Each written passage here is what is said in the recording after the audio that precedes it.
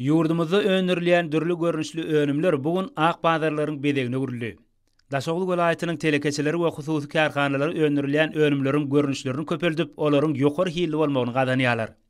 Netijede bolsa ak bazarlarymyz berkarar döwletiň täze eýamynyň galkynşy döwrüniň häzirki günlerini ekologiýa taýdan aratsa, halka elýeterli bolan dürli görnüşli önümlerden bolýar. Azyk we konditer önümlerini öňürleýän sadajy atly hususy karhana da borda netijeli işler alyp barýar. Karhanada häzirki wagtda işgärleriň 40-dan gowragy rähmet çekýär. Olaň esasy bölegini ýaşlar tutýar. Bu ýerde süýji köke önümleriniň 20 goly görnüşi öňürilýär.